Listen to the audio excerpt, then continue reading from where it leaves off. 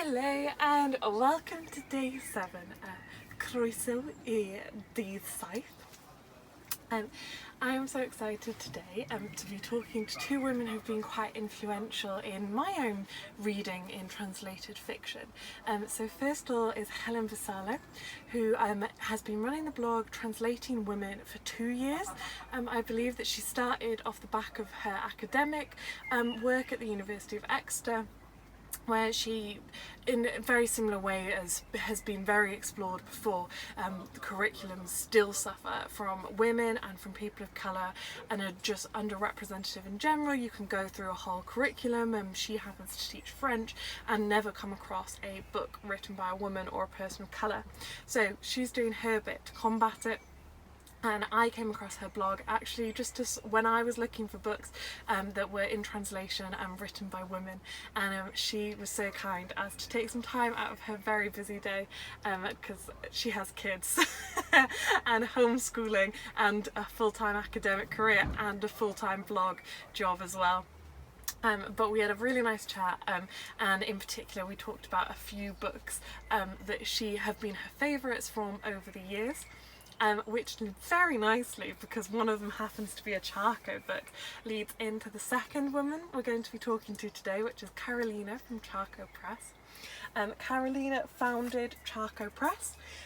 She has been doing really wonderful work. She's originally from Argentina herself, and Charco Press publishes only from Latin America.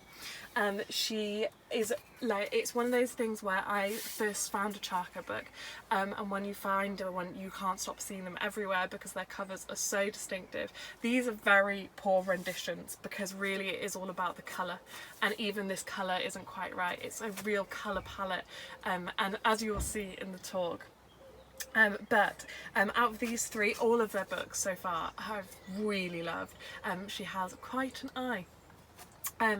The favourite of mine so far is The Wind That Laid Waste, which I'm looking forward to reading Silva Amalda's other work as well, also published by Charco. Then there's Fate by Jorge Concilio and Giuseppe Caputo, An Orphan World. This isn't meant to look like eyes. It looks better on the original. A friend of mine thought they might be Turkish eyes, but it's more like the eyes of fate, which I learned from Carolina, and which I very much enjoy. So Charco is based in Edinburgh and has sort of, as with many of these smaller presses, has a sort of set group of translators that they often work with, one of whom is Sophie Hughes, who has recently catapulted up in the Man Booker International list with Hurricane Season.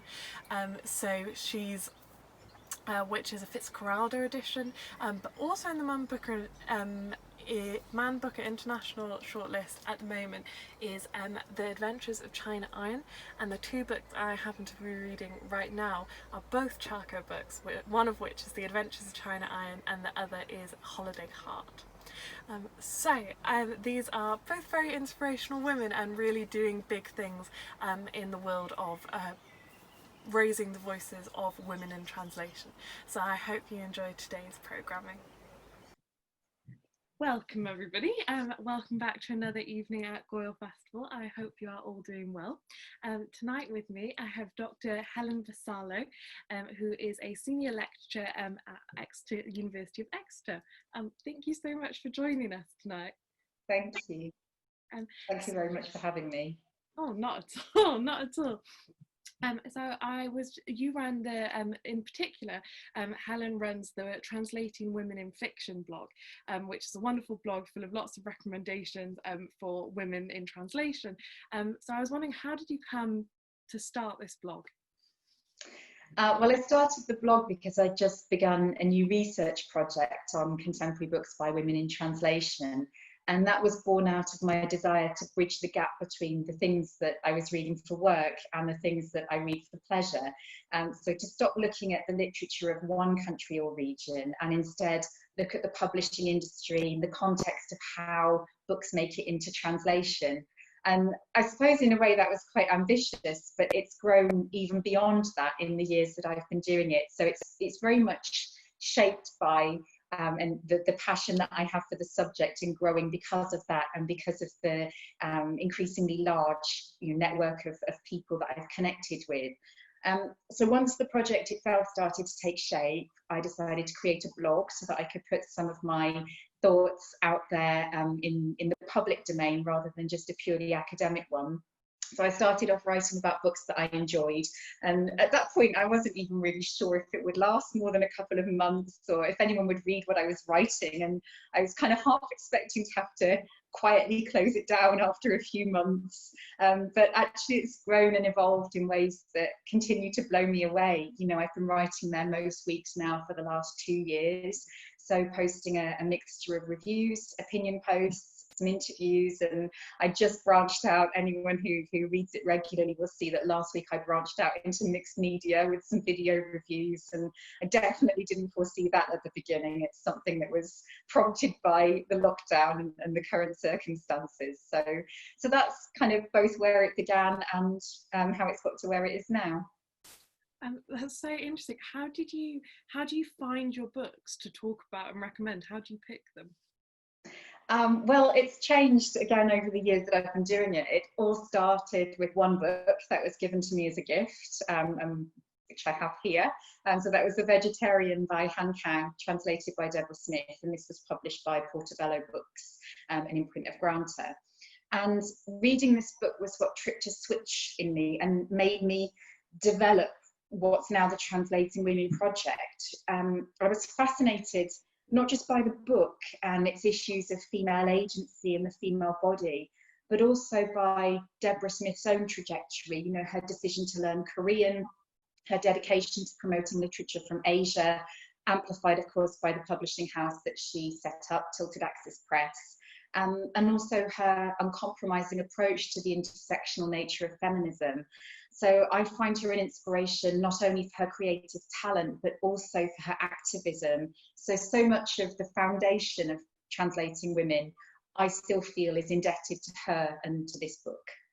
And then after The Vegetarian, I began by looking through recent long lists of the Man Booker International Prize, as it was called then, and its predecessor, the Independent Foreign Fiction Prize, to find books by women from around the world.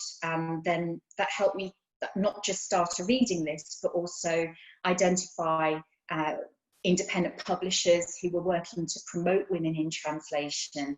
And so once I started finding out my favourite publishers, I worked through their Women in Translation back catalogues. And now I'm very fortunate that most of the books that I read are sent to me by publishers or distributors. I do still obviously follow prize long and short lists closely, and I do still support my favourite publishers by making sure I buy from them or subscribe to them. And I focus specifically on the small independents because I think they're doing something brilliant and radical. They're pursuing projects they're passionate about. They're taking risks when we know that publishing is a notoriously risk-averse industry. And I just love how they're driven by their own agenda, how so many of them are working to make translated fiction a more equal and diverse space. And, not just good intentions. It's not just about the passion projects, but they're also giving us amazing products. So these books, they're not just well translated, they're well edited, they're carefully put together, so I guess the integrity of the project. So from the cover design, which is obviously your area, right down to the proofreading, all of that detail that comes together to make a wonderful experience, not just to read it, but to experience these books and the ethos of the publishing houses. I couldn't agree more. It's really where some of the most exciting energy is in translated fiction, is in the smaller publishers. How does what you do in Translating Women relate to your day job as an academic? You're a senior lecturer in French. That's that right, isn't it? At the University of Exeter. Well, I've always taught women's writing, and I've always tried to promote feminism in my teaching. But so often throughout my career, I felt that I have to apologize for that, or I've been on the receiving end of some pretty dismissive attitudes because of it. But I want to do something about the fact that still today students can go through a whole degree without ever reading a book by a woman. And even more than that, without ever realizing that that's happened, because it's so normalized for them to equate literature with books written by men. And that's the way it's always presented, even if it's presented tacitly in that way.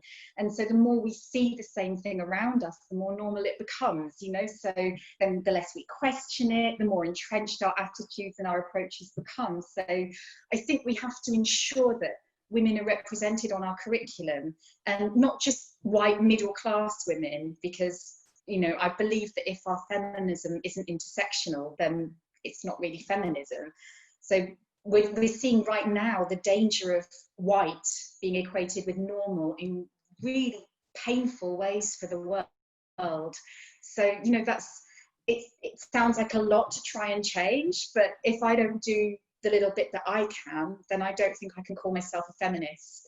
And if I'm not an intersectional feminist, then I don't maybe think I can call myself a good feminist. So there are a lot of things still to fight for. You know, I get really tired when people suggest that feminism is over, that it's achieved all that it needs to. I think that's a really dangerous attitude, really dangerous way to think, because theoretical equality, even legal equality, they're not the same thing as real equality. And that's as true of publishing and of translated literature as it is of academia and politics and any other aspect of our lives. So I strayed away actually from the main point of your question there. Sorry, Caitlin. No, thank you. But to go back to the main point of your question, I think we need to break down entrenched attitudes about what an important book is, what that means. If we only consider important to mean part of the canon, then we just carry on teaching the works of dead white men forever. And I'm not saying those aren't good, I'm not saying they're not worth reading, I'm just saying they are not the whole story. So that's one thing. Secondly, I want to challenge the assumption in language education in particular that a translation is somehow inherently inferior to the original, because this is something that's pounded into us when we're studying languages, you know, that it's bad to read the translation. And I think that's certainly not true of modern translations.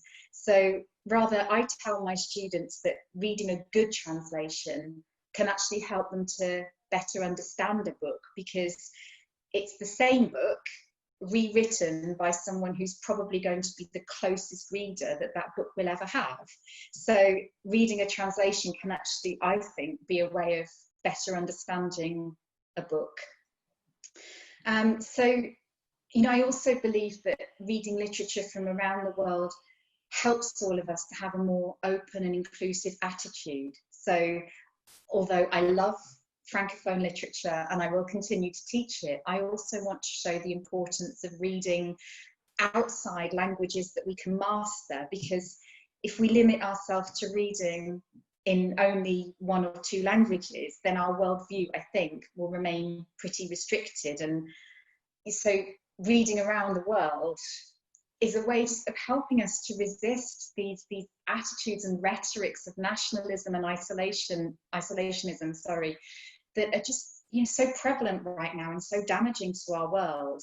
So although my academic work and the translating women work are quite separate in many ways, I still have the same overall approach to them.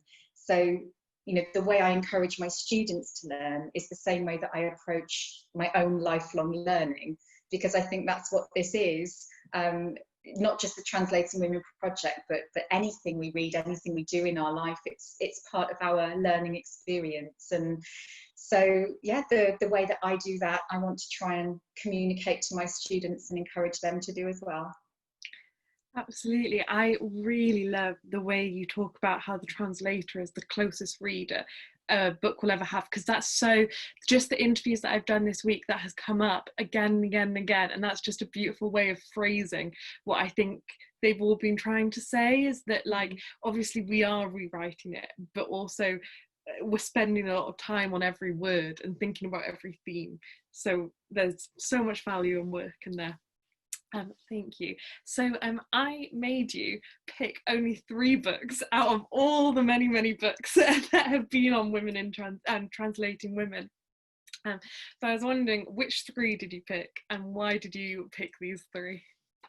Yeah, it was hard to pick 3 in some ways, but I just went with my instincts. And so the first one I've chosen will be absolutely no surprise to anyone who's been following Translating Women for a while, and it is Fish Soup by Margarita Garcia Robayo and translated by Charlotte Coombe for Charco Press. So this is a collection of 2 novellas and 7 short stories from Colombia.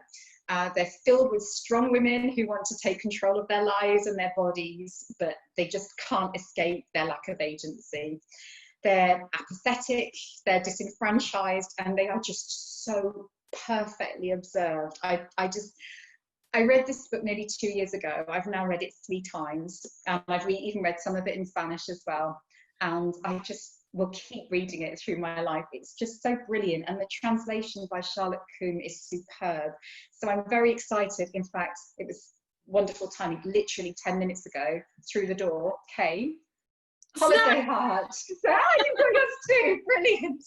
So basically, once I finish talking to you, I think the world is going on hold while I dive into this. So I'm very excited. This is a novel, a new novel by Margarita, also translated by Charlotte and published by Charco Press. So that's my third one. My first choice is Fish Soup. I expect if you talk to me next year, I might be putting this one in there as well. But that was my first choice. So my second choice is something that I've read very recently. And I have to apologise if I pronounce any names wrong here, because I think this is one of the pitfalls of what I'm doing at the moment, that I'm working with authors in languages I'm really not familiar with, and so I have to apologise if I do any dreadful pronunciation. But my second choice is This Weighty Tome. It's by Nino Haratishvili, I hope I've pronounced that correctly, and it's The Eighth Life, translated by Charlotte Collins and Ruth Martin and published by Scribe Books. I might pop it down because it's quite heavy. But I read this last month, which felt like an act of madness actually, because I'd suddenly become an overnight homeschooler in addition to working my normal hours and doing my translating women work. And you know, that was the moment that I chose to read a 1,000-page novel. But it actually turned out to be the perfect moment, because I had less reading time, so I was reading less frequently, more slowly than usual. And this epic story accompanied me over a couple of weeks, and I found that just the perfect way to read it. I was living alongside the characters. I would spend the time between my reading opportunities thinking about them, wondering what was going to happen to them next. I don't think you need those circumstances to enjoy this book. I think you could race through it and love it just as much. You know, so it charts the rise and fall of a Georgian family throughout the 20th century. Each generation of that family is trying to make something better for the next, only to find that they fail the others in ways that they can't even imagine or foresee. The characters are unforgettable. They're trapped in a silence that Haratishvili communicates so eloquently, and the co-translation between Charlotte Collins and Ruth Martin is just a joy. So I really highly recommend The Eighth Life as well. I'm picking that up. I hadn't heard anything about that. That's so exciting. It was longlisted for the International Booker Prize this year, so I hope that's drawn some more attention to it as well. I imagine that it might be quite daunting, just kind of, we're so used to racing through novellas these days, I think, and that's brilliant, and it's really satisfying in lots of ways.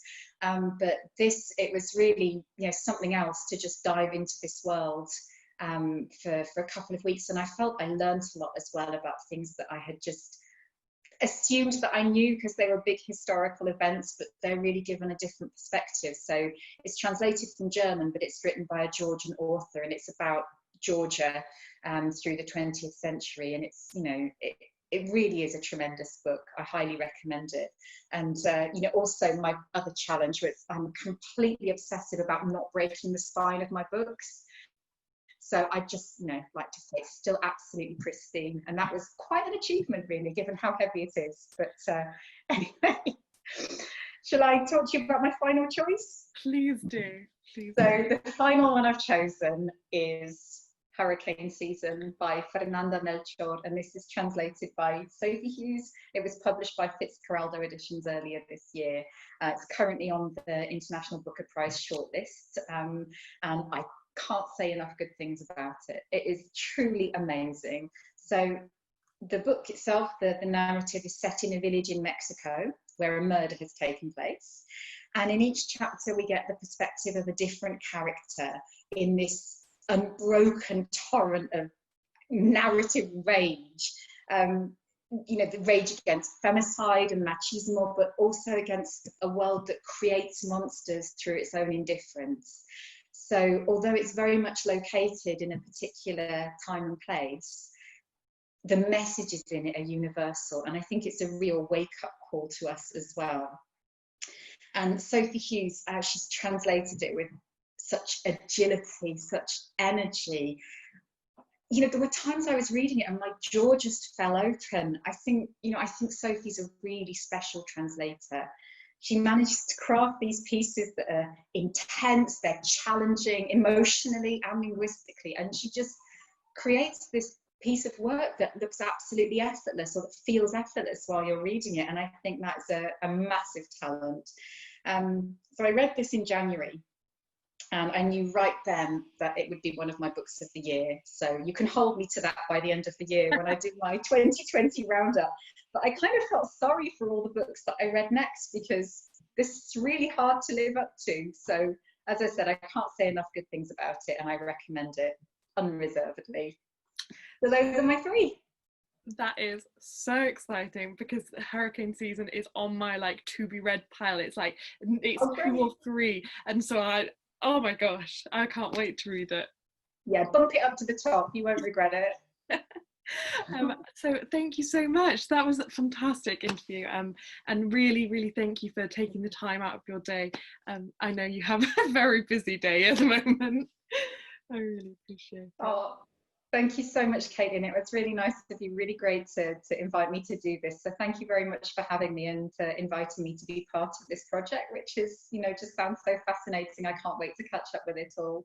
Oh, thank you. And obviously, Translating Women is linked below. So everyone go follow Translating Women and see all the books. I particularly like how you do your sort of on my shelf that I haven't read yet page. I love that one as well, because it's, I don't know, it speaks, obviously we have lots of things on our shelves that we haven't read, but it's very exciting too. Do you know that's actually things I have read, the virtual bookshelf? Yeah. I thought you had, no, there's definitely a page. Is there not a page about things you haven't read yet? Like to be read? Oh, sorry. No, I don't think there is. It's a virtual bookshelf, and because obviously, I read usually about 2 books a week, I haven't got time to review all of them, and so I just kind of put this 2-line review up of everything, just to kind of give people a starting point if they want to find further resources. So I don't know if at some point in that I kind of say I'm currently reading, perhaps I do, but I try and update it regularly anyway, which has reminded me I probably need to go and add a few more titles onto that. But thank you so much. Thank you so much for your time, and goodbye everyone. Bye. Thank you so much, Helen. It was such a delight talking to you. I really appreciate that you took the time to do so. Up next is the very woman we're talking about quite a lot in Helen's talk. It is Carolina from Charco Press. Good evening, everybody. Croeso I dydd. Oh, I don't know what day this is going out on, but a day. I am here with the wonderful Carolina from Charco Press. Can you say Charco for me? Because I know that it's pronounced a little bit differently. Charco, yeah. You said it perfectly, yeah. So these are a selection of their books. They all have these very distinctive covers. I first came across Charco when I was working at Edinburgh Book Festival last year, because your entire collection was there, and you're of course an Edinburgh-based publishers. Strong, tell me a little bit about what Charco does, what its aims are, and how you came to set it up. Right. Well, thank you for having us. It's great to have the opportunity to chat to you and to chat about Charco. And hello to everybody. So we're an independent publisher that started in 2017, and we're based, as you said, here in Edinburgh. And we published exclusively authors from Latin America, and we tend to publish authors that have never been published in English before, which doesn't mean that they're not, well known or recognized or even award-winning authors. They just haven't been brought to English before. So we have been publishing about 5 to 6 titles a year, fiction, novels and short stories. And yeah, we have the luck to have the support of people like the Edinburgh International Book Festival from the start, and they've been bringing authors every year, well, apart from this one, of course. And so even though our authors tend to be living in Latin America, and it's quite hard for us to bring them so that they can have direct access to their readers and vice versa, we have had the support of people like the Book Festival in Edinburgh to bring them over, and yes, so that's what we do. Fantastic. How did you come to set it up? Am I right in saying that you were in academia, or you are still in academia as well, and you were doing translation yourself? That's right, yeah. So I'm originally from Argentina, but I've been here in the UK for over 20 years now, always involved in the academic world. I studied literature and translation, and then I did my PhD in Latin American literature here in Edinburgh, and I taught. And through all those years, my impression was that there was a real gap when it came to contemporary Latin, well, all of Latin American literature in the English-speaking world. And that definitely became more apparent, the more I got involved in research, but also in teaching and talking to colleagues specializing in the same area of expertise. And after the recession hit in 2008, and I was looking for an academic job. That was my big aspiration, and it just took a long time to come. It never came, actually. And during that time, sometimes we've got to see the silver lining of things, because during that time, I started thinking that maybe there was another way to make an impact and to try and put these passions together, the passion for Latin American literature and the passion of, teaching and making readers, have an access to this field of literature that I always found amazing and amazingly interesting. So together with Sam McDowell, who doesn't come from a literary background, he comes from a more entrepreneurial and bringing the ideas to action, which is sometimes what you need. Some say, yeah, we can do this. We just started Charco Press, and we did it completely independently, and then as we grew, we started getting more support and more visibility and an amazing reception from the readers mostly. So so it's a good message to people that are thinking, oh, should I do this, should I not? Always try, I think. Yes. What is the process like from sort of first hearing about a book to publication? How long does that normally take? And what does choosing, how many books do you hear about and then how many do you sort of get to choose from? Oh, well, it's a fascinating process, I think, and it can take a long time. It depends on the book. But just to give you an idea and to give you an example, if sometimes there's an author that I'm interested in, or I hear of a book, that's making some noise in a particular literary scene, so that I zoom in from here, from Edinburgh, and I follow that until something makes me want to try and grab the book, to talk to the author or their agent, and if I think that's a book for Charco, then generally I need to talk to the agent and the author and kind of negotiate Is this too detailed? Oh, no, please. This is exactly what I want to hear. Okay. And then sometimes it's a translator that approaches me and says, oh, look, you should really consider this author or this book. And I also pay attention to that immensely. And when the rights are secured, then the process starts. And if it hasn't been a translator that has approached me, I always try and think very carefully. It's like a curation for me. I always try and think very carefully who the best translator would be for a particular voice. I think that's very important. It's not just any, I don't just go through a list and go, oh, now it's, this person's turn. I think certain translators are more, there's an affinity to certain voices. So when things are agreed with a translator and the pairing is kind of made, then the translation process begins. We allocate a date, a year, and sometimes, the translation process needs to happen quite quickly, and sometimes they can take more time. But on average, it can take a year or more from the moment I sign the contract for the rights till the first kind of the draft of the translation comes in, and then we do a very meticulous process of copy editing the book. So I have a team generally of translators that come in as copy editors. They check the translation. I'm almost done. Just going to say, I talked to Robin Myers, so she's one of your copy editors. So we sort of mentioned this a little bit about how, and I think she was implying that you're maybe slightly unusual in getting translators to also be your copy editors, and how much she enjoys that. So I'm wondering if... Oh, fantastic! No, she's great. She's great. Yes.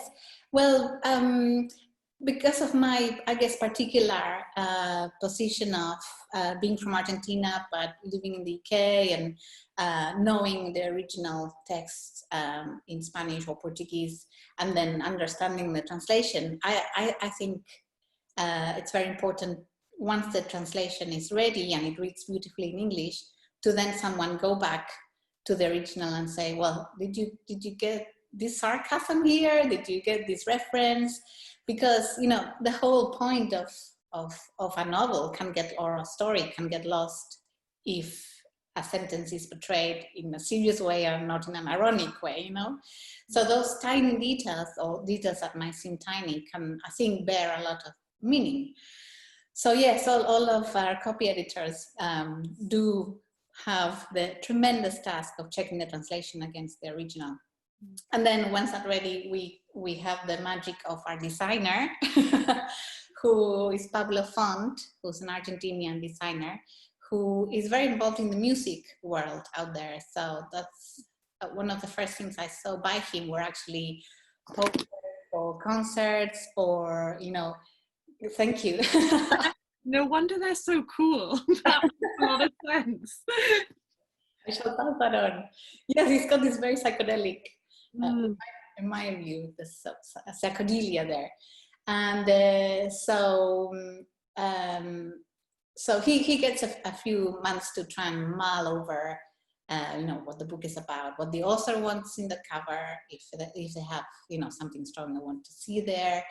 And then he has to fight his own demons about, the palette, what color should we use now?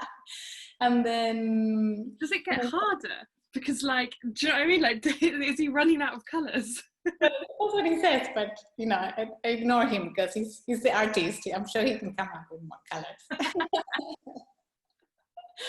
So yeah, but coming back to your first question also, from the beginning, because we were coming out of nowhere, we felt, the design had to be one of our strong points, that you could see a Charco book and go, oh, that's definitely a Charco book, that it was classic, but also that it pulled you in. So very lucky to have Pablo on board. Yes.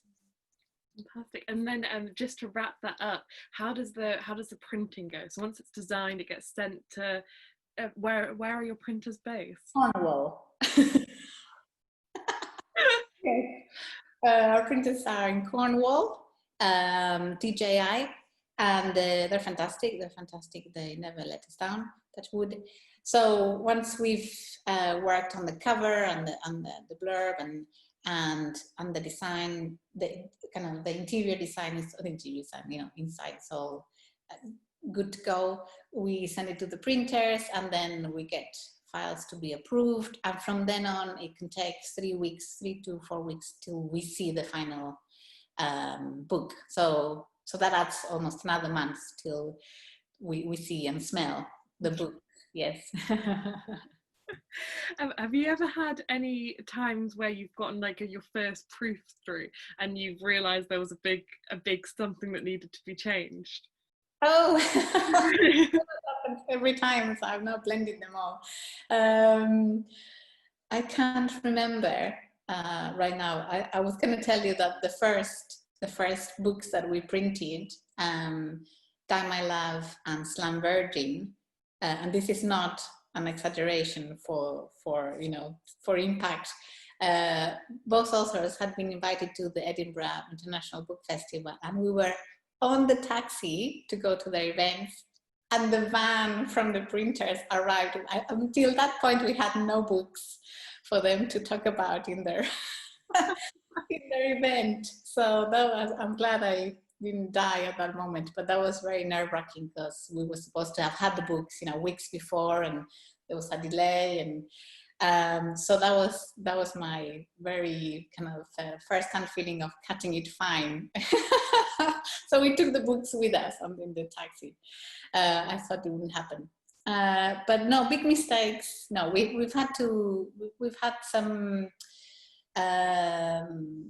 kind of unfortunate, or we had to restart translations. That's happened to us a couple of times, which is not unfortunate. It's just, we don't want to do it because it's like in this very,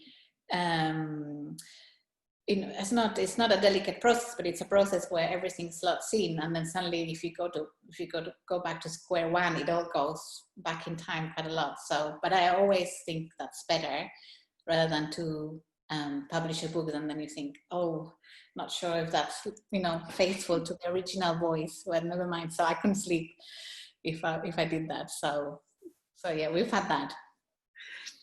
So I was wondering if you wanted to talk about your most recent books. I think is this the most recent book you've had out, or is we've had 8 after that, which you've had, and I should have brought with me, and I don't have it, the one that's forthcoming, but next interview. Do you want to talk a little bit about them, especially because this one has been nominated for the Man Booker International Prize, isn't it? That's right, yeah. So China Iron came out in November last year, and yes, it's currently shortlisted for the International Booker Prize. And as it stands, we don't know when they're going to announce the winner. We think sometime late summer. So it's great because you can, you have plenty of time to read it if you haven't yet. And Gabriela Cabezón Cámara is an Argentinian author, and the 2 translators, they're actually based here in Edinburgh. They're actually 2 academics from Edinburgh University. And it's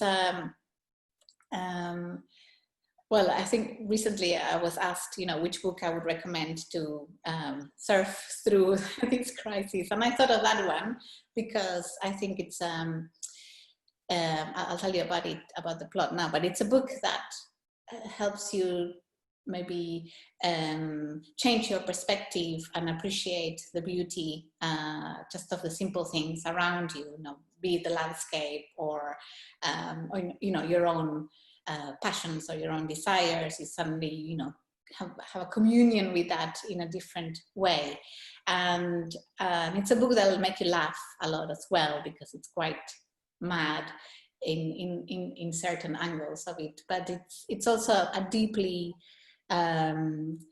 revolutionary book, I think, because it takes kind of a legendary or a mythological figure of Argentinian folklore, as it were. She takes the Martín Fierro, which is a book written in the mid-1800s, that we all had to read, in school. It's like the literary Bible. It's a foundational text, and indeed about nation building, and how our collective imaginary was constructed, and the good, the bad, all of the landscape. And Gabriela, the author, takes that and just reformulates it from the point of view of the wife, who this main character, who's a gaucho, abandons. That's what we always repeat it. Martin Fierro abandons the wife, who's only a 14-year-old. So she takes this whole myth and tells it again from the point of view of this girl who doesn't feel abandoned. She feels completely liberated, and she gets into, it's like a travel novel as well, through the Pampas, and she discovers this Scottish woman who's out there looking for her husband, and I'll tell you no more. Oh, I'm so excited. I actually haven't read it yet. It's on my profile and I cannot wait. My favourite one I've read of yours so far was actually The Wind That Laid Waste. So if anyone's interested in that one, that's also very good. Thank you. I was wondering, you have this thing where you commonly have two translators translate a work. How common is that in sort of the field of translation? And often, occasionally, it's also you. Am I right? I think I'm sure there's one, you also translated this one, didn't you? So I was just wondering what that process is like and how you find it. Well, I think it's quite, I don't know if I can say it's a common practice, but it's not an uncommon one to have co-translations. And I think they obviously vary a lot, and they vary per pair, as it were. Sometimes it's more than two people, but I can only speak of kind of my experience as a co-translator and also as the publisher of co-translators. And so yes, we've had a couple. You're right. Yes, well, more than a couple, a few. In the case of the book we just talked about of Chin Iron, Fiona and Iona, they're colleagues at the University of Edinburgh, and they're both specialists on Argentinian literature. Iona more on 19th century and Fiona on 20th century. And it was a matter of them wanting to work through this book together, which I thought was just perfect, and I think it shows in the final translation, because they could bring so much knowledge, from two different centuries into this world that they recreated through translating. And I know you can interview them separately if you want, but I know they had a lot of fun. They had a lot of fun, and they were. I'm now probably misquoting them, but I think it's very interesting, and I can relate to that. When you translate, but you also have to explain your own choices to your co-translator. You start learning a lot about yourself, as it were. Why did you go for that word and not this other one? Especially, well, in that case, with sexual or erotic scenes, there's a lot of, inhibitions. One of them would go, well, let's just call it this, and it's like, no, you can't call it that. That kind of conversation can be fantastic. I had a lot of those conversations with Annie McDermott, who co-translated, we co-translated Harwick's Feeble-Minded together, and it's an enriching, very enriching process in my experience. I couldn't translate into English myself, not being an English speaker. So the books I've done as a co-translator with Annie and with Fionn Page, who did Fate, which is the most recent publication. It's a different, I think, process than having two English speakers translate, because I just go, this far, and then you as the English speaker can come and meet me, and we just elaborate things from what I can bring from the original language, and you can provide from your perspective. So that's also been a lot of fun. And then Juana Adcock and Sophie Hughes did Giuseppe Caputo's An Orphan World together. Yes, and that was again, a different experience to them. I think I don't think they'd worked together before, and I think they learned a lot from each other, and I also know, had lengthy conversations, and I think it's a very it can only be a more enriching experience for the translators and for the product itself, for the book. That's so interesting. It's so interesting. And to sort of move on to maybe some more book recommendations.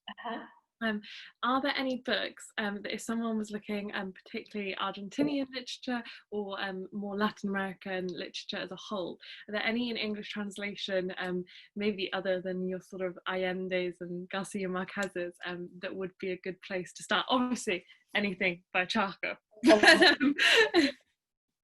Yes. Well, that's a good question. Well, apart from what we've been publishing,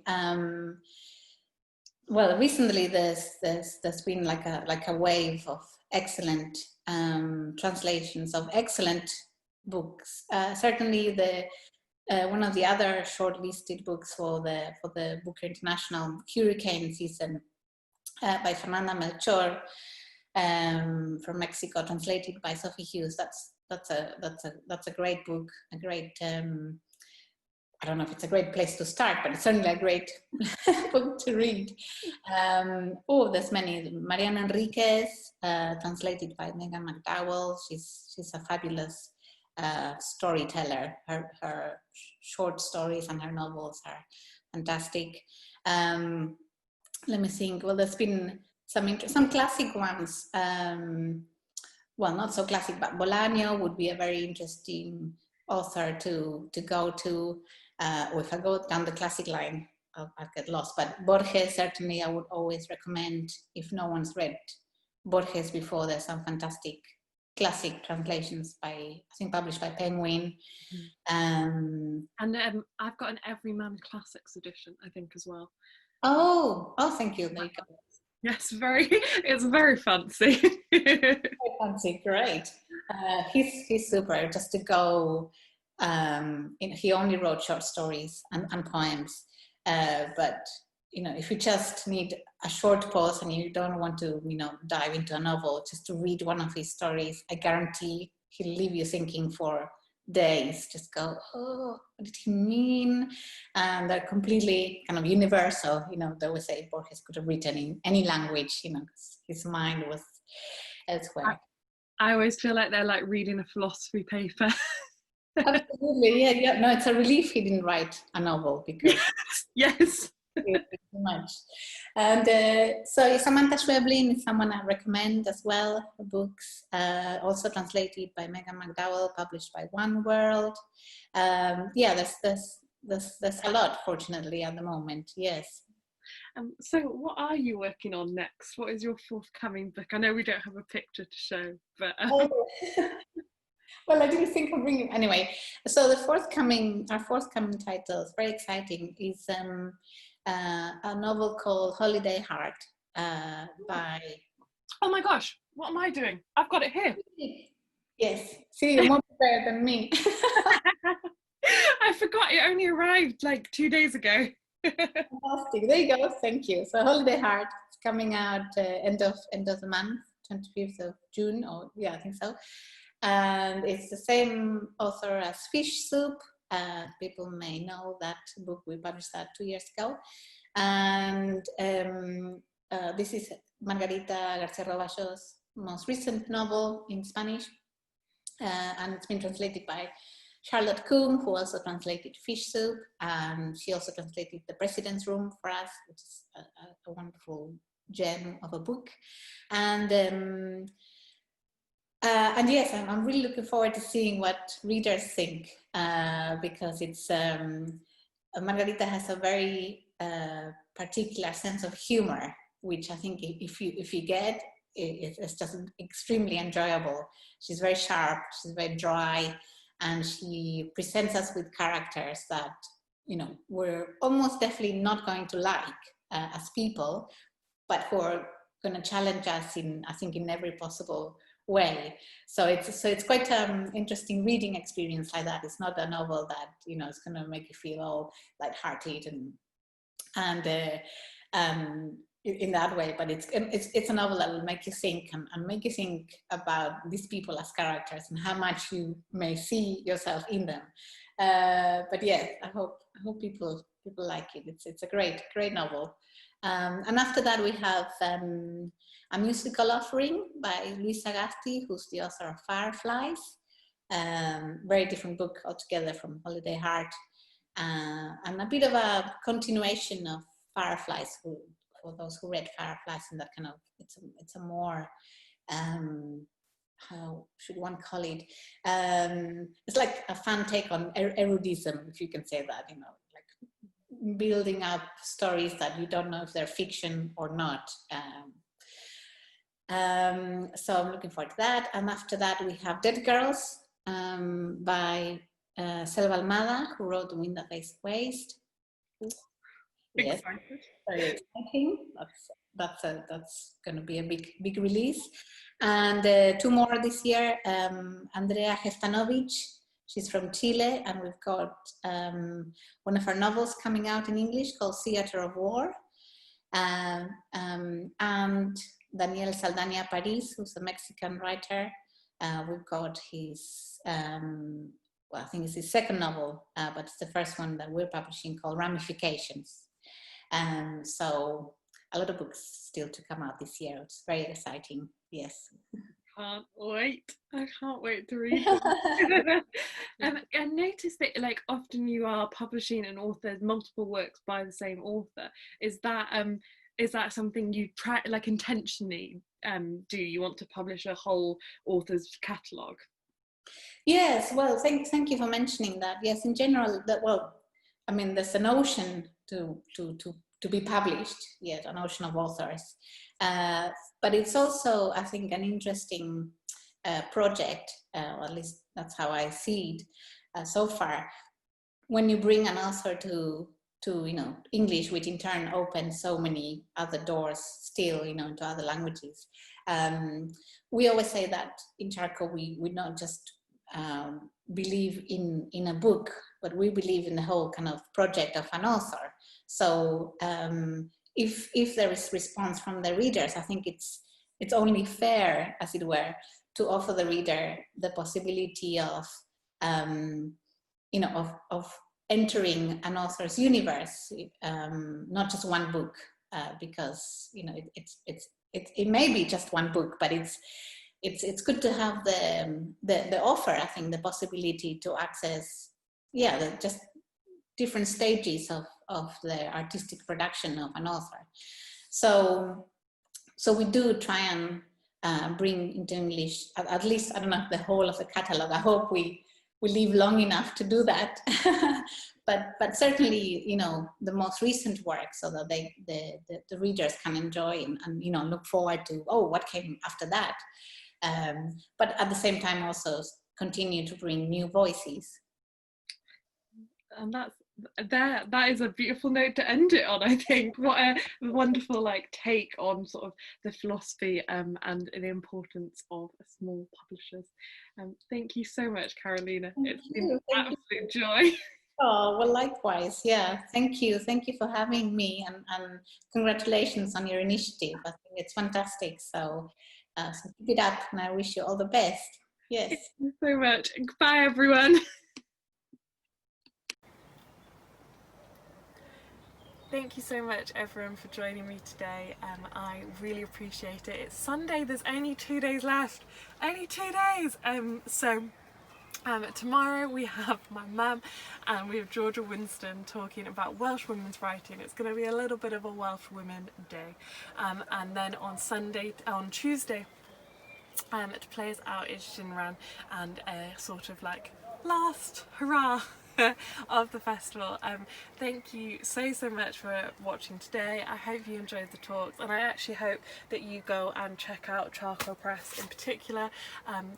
I would encourage you to buy directly from them or from Greening booksellers, of course. Thank you all very much, and have a lovely Sunday evening.